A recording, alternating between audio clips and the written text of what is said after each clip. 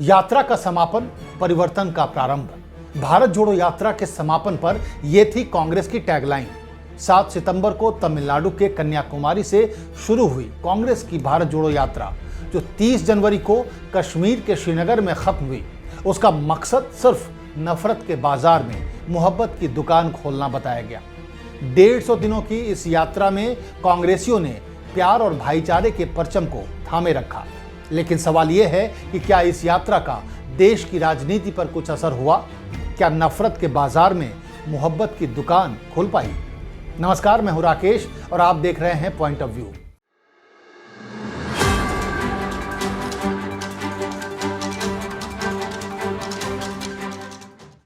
तीस जनवरी को श्रीनगर के शेर कश्मीर स्टेडियम में कांग्रेस के सांसद और अब कांग्रेसियों की उम्मीद राहुल गांधी ने जिस अंदाज में अपने जीवन की कहानी को बयां किया, उससे यह साफ हो गया कि कांग्रेस का युवराज, बीजेपी का पप्पू, बोरिंग भाषण देने वाला राहुल गांधी सच में मर गया है। राहुल गांधी का कश्मीरियों से यह कहना कि इस बार पहाड़ों पर चलकर कश्मीर आना घर आने के जैसा था, वो घर जहां से उनके पुरखों ने गंगा के किनारे पलायन किया था, वो कश्मीरियत जिसे वो अपने साथ ले गए और गंगा के पानी में मिलाकर गंगा जमुनी तहजीब का नाम दिया। वो इस बार उस कश्मीरियत, इंसानियत और जमहूरियत की सोच की ओर लौटे हैं।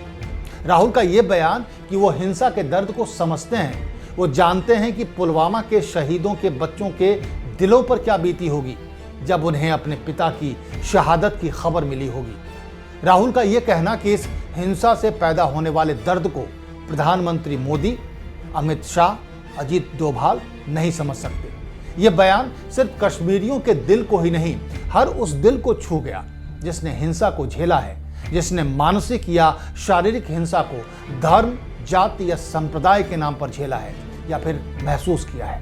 राहुल गांधी की यात्रा ने देश के कुछ ऐसे मुद्दों को स्थापित करने में मदद की जिन्हें अब तक सिर्फ विपक्ष का देश को बदनाम करने वाला एजेंडा कहा जा रहा था। महंगाई, बेरोजगारी, आर्थिक बदहाली, बिकते हुए देश के संसाधन, देश पर बढ़ता कर्ज, चरमराती शिक्षा व्यवस्था, आर्थिक और सामाजिक असमानता और इन सब को ढक देने वाली वो नफरत जिसके बाजार में राहुल गांधी मोहब्बत की दुकान खोलने निकले थे। देश की राजनीति में अतीत के गौरव और भगवान राम के नाम पर जिस तरह से आर्थिक तंगी और बदहाली जैसे मुद्दों को हाशिए पर धकेल दिया गया था, कांग्रेस की इस यात्रा ने उन मुद्दों को एक आवाज दी है। प्रधानमंत्री मोदी के करिश्माई व्यक्तित्व के सामने एक साधारण, कमजोर व्यक्तित्व की छवि वाले राहुल गांधी को खड़ा करने में मदद की है। यात्रा ने कांग्रेसियों के आत्मविश्वास को भी बढ़ाया है। भारत की राजनीति में पावर ऑफ कॉमन मैन की सोच को फिर लौटाया है।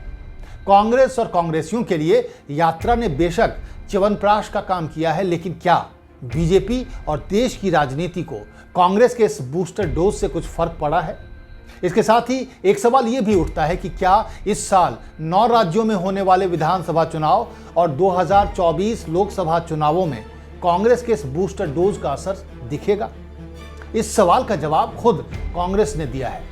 कांग्रेस मानती है कि एक यात्रा से चुनावी राजनीति पर शायद ही कोई असर पड़े, लेकिन चुनावी मुद्दों पर जरूर इसका असर दिखेगा। कांग्रेस के इस दावे में दम भी है। पिछले दिनों दिल्ली में बीजेपी की राष्ट्रीय कार्यकारिणी की बैठक में प्रधानमंत्री का कार्यकर्ताओं को चुनावी मंत्र के तौर पर यह कहना कि कार्यकर्ताओं को सभी धर्मों और जातियों को साथ लेकर चलना चाहिए और साथ ही यूनिवर्सिटी और चर्च भी जाना चाहिए।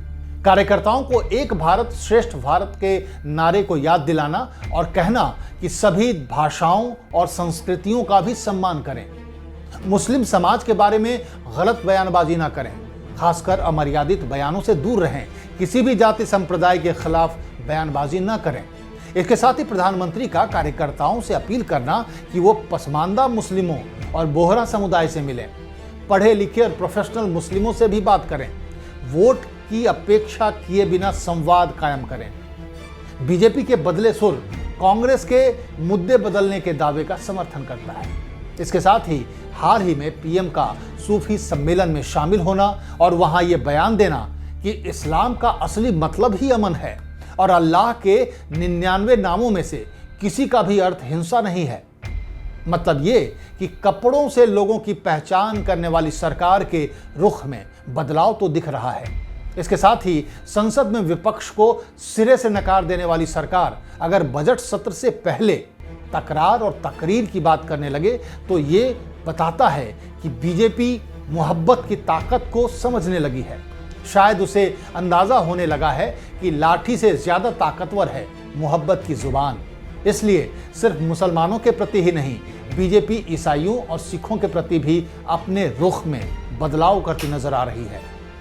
बीजेपी के किसान आंदोलन को कुचलने की कोशिश के चलते देश विदेश में जिस तरह खालिस्तानी सोच को बढ़ावा मिला, उसे इस बार बिजनेसमैन दर्शन धालीवाल को प्रवासी भारतीय सम्मान से नवाजकर सुधारने की कोशिश की गई।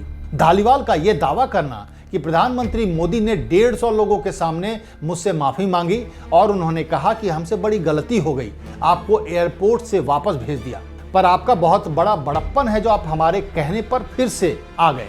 ऐसे उदाहरण हैं जो बीजेपी की सोच में बदलाव की ओर इशारा करते हैं।